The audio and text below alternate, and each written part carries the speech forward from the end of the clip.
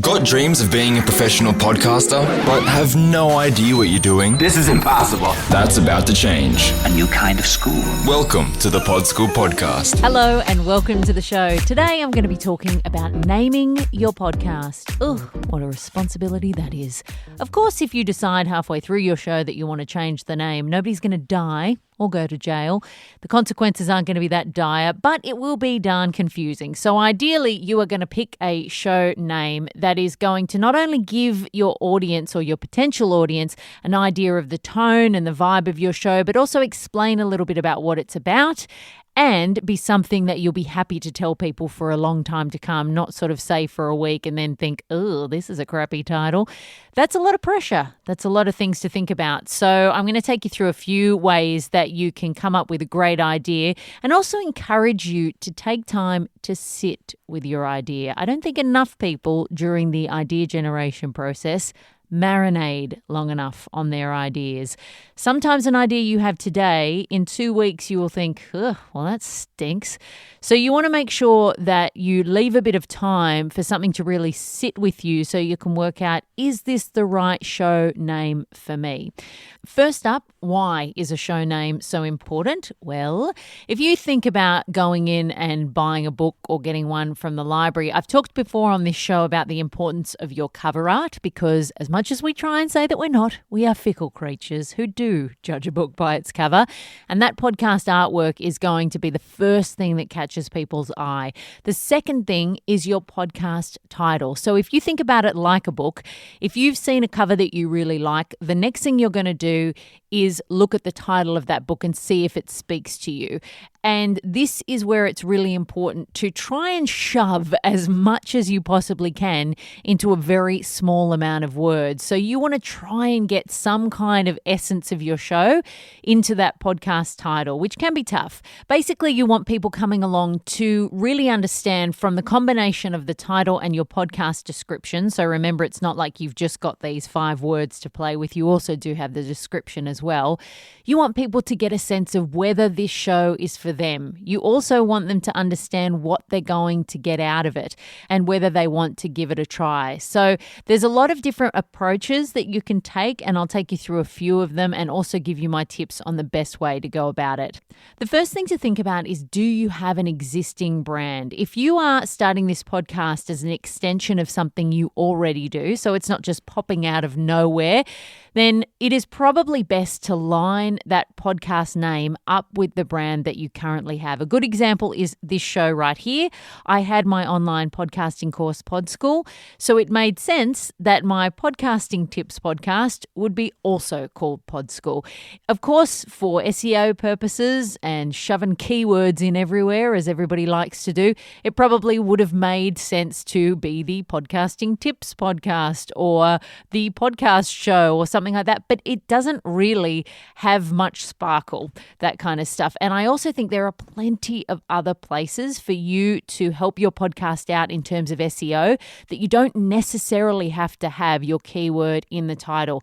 I would argue it's always best, if you've got a brand already, to line it up with that brand and keep it underneath that umbrella, because you want to link those two things together. You want people who check out your podcast and start searching things to actually find the business or the blog or the website that show fits under. So think about that first if you are coming at this with an existing brand, whether you want to align the name of the show with that brand. Now, you might not, and that's totally fine, but it sometimes makes things a lot easier if you just go with what you've already got. I mentioned there SEO, which everybody is always banging on about.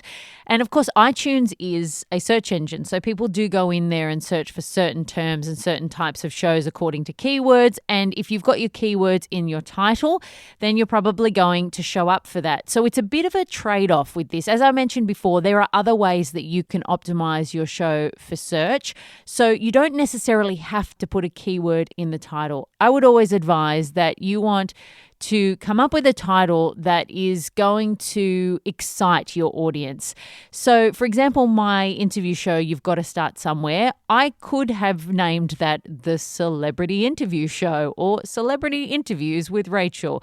That's not terribly engaging or interesting. Something like You've Got to Start Somewhere is an idiom that people know, people say, you kind of get a sense of what that is from the beginning. It doesn't necessarily give away what the show is about, and some people might argue that that's a problem, but I actually think that having a show name that's kind of interesting is better than just having a name where it does what it says on the box. You've also got to remember that when you're setting up your podcast, you're going to be choosing categories for that podcast. So that can sometimes do some of the heavy lifting for you that the keywords that you shove into your title might do. So for example, if your podcast is a business podcast, that's obviously going to be in the business category. So people who are looking for business podcasts are going to be searching the business category, and that means that you probably don't need to have business in the title of your show. So think about that as well. Sometimes you can actually do the work of a keyword by using the appropriate categories. When you get started, just like with any idea that you have, it is always great to get out the butcher's paper or a bit of A4 paper and a pen, go on it old school, and just scroll down as many ideas as you possibly can think of. If you just have a stream of consciousness brainstorming session and put everything down, you don't know what you are going to find in the midst of what comes out of your brain that might then lead onto inspiration for something else. If you pick a few ideas in that process that you like, sit with them. Let them soak in, work out whether they actually are a show name that you like in the long term. Give yourself a couple of weeks, tell some people whose opinion you respect, and see what their reaction is to the name. And also sense how proud you are to tell people the name, because if you come up with a good idea that you really like, you will get that feeling of, oh, I'm excited, I really like it, I want to tell people. If you're a bit unsure and wary, when you start to tell people whose opinion you respect, if you get that feeling that you're like, oh, I'm not sure about this idea, then that's probably a good indication that you haven't quite nailed it yet. The other thing, when you tell people about the show name, ask them before you tell them what the show is about, what they think it's about, and see if that show title is giving away the essence of what the show is about. You want it to be pretty obvious, if at all possible, when somebody is coming to your show for the first time ever, for them to get some kind of vague concept or the exact concept from the title of your show. If somebody comes back at you and says something pretty close to what your show's about, that's fantastic. If they get a vague idea, like for example with You've Got to Start Somewhere, friends of mine were saying, oh, it's about how you get started in your career. And I'm like, yeah, it pretty much is. It's just that career happens to be media.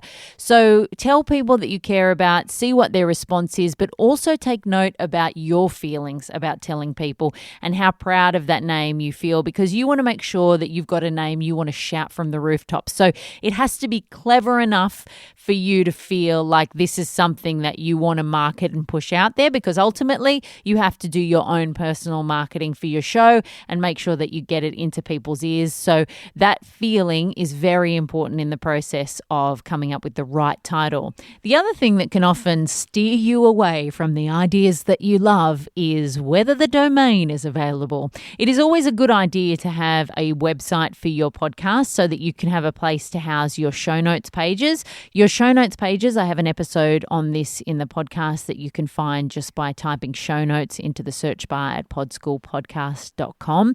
Your show notes are where your audience will find additional information if they want to find out anything more about what you talked about in your episode. It's also the place that you'll put all the links that they need to find.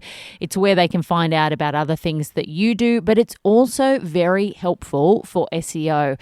That, if you have got your show notes optimized in the right way, can be the way that people find your podcast if they're Googling for something in your specific niche, or alternatively, they're Googling guests that you have on your podcast. It's very possible, if you have done all of the right stuff for the SEO juice, that your show will pop up in that Google search. So having a website for your show is important, and obviously it's a good idea if that website name can match up to the name of the podcast. Of course, an easy way to get around this is to just put podcast at the end of the URL.com or .com.au, and often that can actually lead to finding a domain that you can use. But ideally, for example, with You've Got to Start Somewhere, I have the website you've got to start somewhere.com. So it becomes much easier to push people to that if you want them to find your show notes, and also helps people come in that way through search. So check out if your domain is available, and if not, it might be really annoying because I've had plenty of ideas where I've thought, damn it, somebody else has beat me to it. But sometimes that can be a good thing, and maybe it's not the right idea for you and it steers you in a different direction. One of the research tools that I use a lot, no matter what creative idea I'm coming up with, if I need to come up with a title, I will often look at idiom websites and synonyms, so a thesaurus. Often if you look at the keywords that you will be searching and you type those into, say, thesaurus.com, it will come up with a bunch of different ways of describing that keyword that then can lead to ideas that might give you something creative to work with that isn't just the straight use of the keyword. So sometimes if you type in other words and you find synonyms, that can be really helpful just to get your creative juices flowing. The other thing that's useful is idioms. So sometimes if you go to an idiom website or you just type in, say, career idioms, it'll come up with a bunch of phrases that people use regularly that you could maybe play on that might make a good show title. So you've got to start somewhere is an example of that. That's an idiom. That's a phrase that a lot of people use. So that explains in some way what my show is about. It's about celebrities who started in the business and how they started and where they started, and gives people an indication that you just have to start somewhere to get to a really successful media career. So that idiom really spoke to me, and that was the one that I went with for the show. So sometimes you might not choose the actual phrase or the synonym, but it can get those juices flowing and get you thinking sort of a bit laterally or thinking a little step away just from the keyword that applies to your show.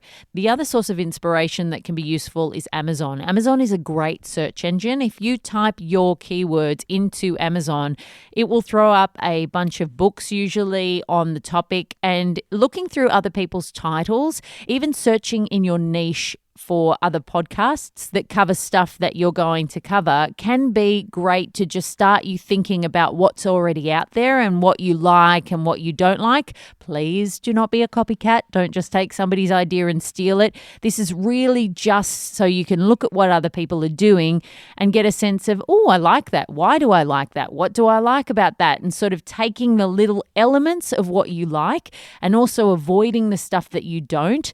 Actually seeing what other people are doing and how that makes you feel puts you in the space of your audience and makes you understand more where they'll be coming at when they come across your show title. So those kind of things can be really great research tools just to help you throw a few more ideas into the basket when you're coming up with your name. Tone is also important. Sometimes it's a little hard when you're thinking of a show name that's 3 to 5 words to come up with anything tony, but I'll give you a few examples to show you what I mean. If at all possible, you want to try and get a little bit of tone, a little bit of sparkle into the title of your show. So for example, something like This American Life. That show could easily have been titled American Stories or Stories of America, but instead, This American Life does what it says on the box, but in a more creative way. So there's a little bit of tone in that title rather than it just being descriptive. Startup by Gimlet is another example. That could have easily been the Startup Podcast, but just Startup is a little bit more punchy and has a tiny bit more tone. There's another example of an Australian podcast, The Teacher's Pet. That's a phrase that a lot of people will know, and it's an interesting use of that phrase because the way that we use that phrase is very different to the dark tone of the podcast. So actually that title has a lot of layers in it and makes it really interesting once you know the essence of the story. So try and be a little creative if you can with the title of your show, and just think about whether you can make it a little bit punchier than just describing something in your title. I hope that's helped you think a bit more creatively and strategically about coming up with the right podcast title for your show. As always, the notes from this episode will be at podschoolpodcast.com. Just type title into the search bar and they'll pop up. If you are finding this show useful, as always, I do kindly ask that you share it with anybody who needs help with their podcast, or just leave a rating or review in iTunes or wherever you listen to the show. I'll see you next week, and until then, happy podcasting. That's all for today.